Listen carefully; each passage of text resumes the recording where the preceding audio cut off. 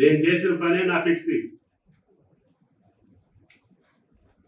ఆ వంతెన చూస్తే నేను కనపడాలి, రోడ్డు చూస్తే నేను కనపడాలి, నీళ్లు చూస్తే నేను కనపడాలి, ఆ బిల్డింగ్ చూస్తే నేను కనపడాలి తప్ప ఫిక్సీ పెట్టే కార్యకర్తలు కూడా నేను ఓదారుస్తా.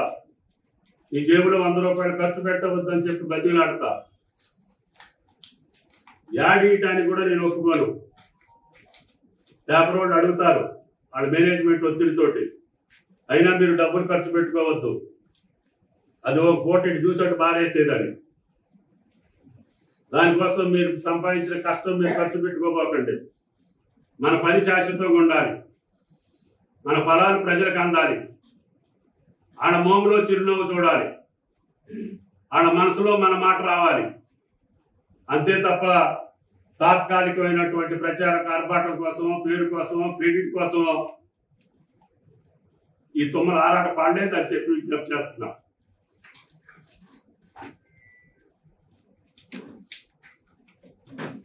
అట్లా అనుకుంటే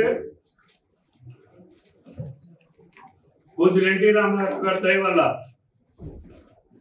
తెలుగు రంగంలో పార్టిసిపేట్ చేసే అవకాశం వచ్చింది. ఉమ్మడి రాష్ట్రంలో చారిత్రకమైనటువంటి ప్రాజెక్టులు, ఆ రోజు రాయలసీమ ఉద్యమం వస్తే ఆంధ్రీనేవ, గాలేరు నగరి, తెలుగు గంగ ఆ పథకాల్లో భాగస్వామ్యం అయ్యేటటువంటి అవకాశం వచ్చింది, శంకుస్థాపన చేయించే అవకాశం వచ్చింది.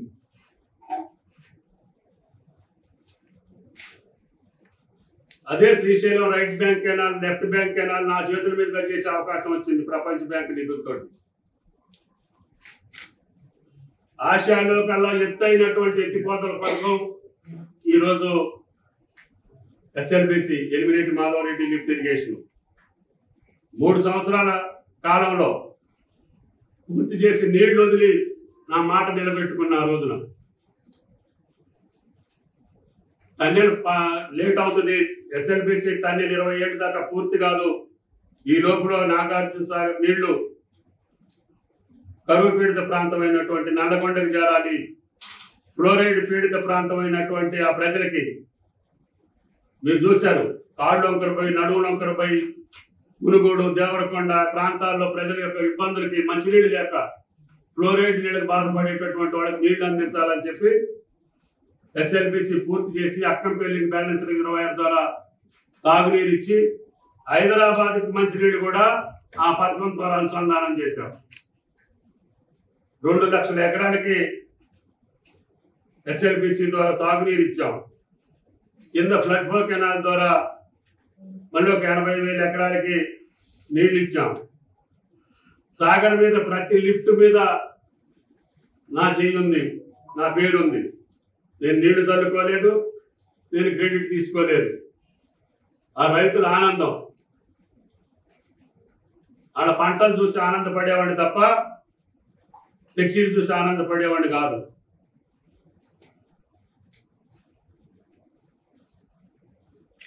ప్రజాస్వామ్యంలో ఎవరు అధికారంలో ఉంటే వాళ్ళు ఆ పనులు పూర్తి చేసే బాధ్యత తీసుకుంటారు తప్ప మరి ఆ రోజున హైదరాబాద్కి గోదావరి జలాలు వచ్చినాయి, ఎల్లంపల్లి నుంచి మంచినీళ్లు.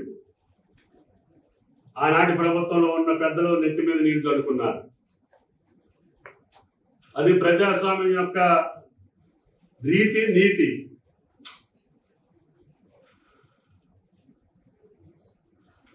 దాన్ని కూడా అర్థం చేసుకోకుండా మేం చేస్తే మీరు తీసుకున్నారు, మేం చేస్తే మేము తీసుకున్నారు, ఇది మాది, ఇది మీది అంటే ప్రజాస్వామ్యంలో మాది మీది ఉండదు, ప్రజలది ఉంటుంది. ఈ ఆస్తి ప్రజలది. ఆడ కష్టంతో, ఆడ రక్తంతో, ఆడ చెమటతో వచ్చినటువంటి నిధులతోటి నిర్మాణం చేసినటువంటి ప్రభుత్వ కార్యక్రమాలు తప్ప నీ సొంతం నా సొంతం ఉండదు.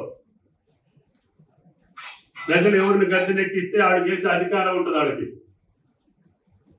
మరి నేను ఆ రోజున అలైన్మెంట్ చేసి ఓఆర్ఆర్కి ల్యాండ్ ఎక్విజిషన్ చేసి పనులు ప్రారంభించే టయానికి రాజశేఖర రెడ్డి గారి ప్రభుత్వం వచ్చింది. ఆయన గారి హయాంలో ఓఆర్ఆర్ పూర్తయింది. కొద్దిగా మిగిలిపోతే కోయలకండ దగ్గర టిఆర్ఎస్ ప్రభుత్వంలో కూడా పూర్తి చేశాం. మరి దానికి మనం దాని మీద జరగొద్దా? మరి దాని మీద కూడా మనం రుజువు అని తిరుగుతున్నాం కదా. రాజశేఖర రెడ్డి గారు చేసింది, చంద్రబాబు గారు కన్సీవ్ చేసింది, మనం ఎట్లా తిరుగుతున్నాం? మెట్రో రైలు ఆ రోజు కన్సీవ్ చేస్తే మన ప్రభుత్వంలో ఇక్కడ పూర్తయినప్పుడు ప్రధానమంత్రి గారితో మనం కూడా ఎక్కి తిరిగాం కదా మెట్రో రైలు. మరి వాళ్ళు చేసిన దాన్ని మనం ఎట్లా తిరుగుతాం? అందుకని ప్రజాస్వామ్యంలో నాది నీది ఉండదు, మాది మీది ఉండదు. ప్రజల నిర్ణయం, ప్రజల ఆస్తి, ప్రజల కష్టం, ప్రజల ట్యాక్స్. ఈ ఆస్తులు ప్రజలే తప్ప నీ సొంతం నా సొంతం కాదు.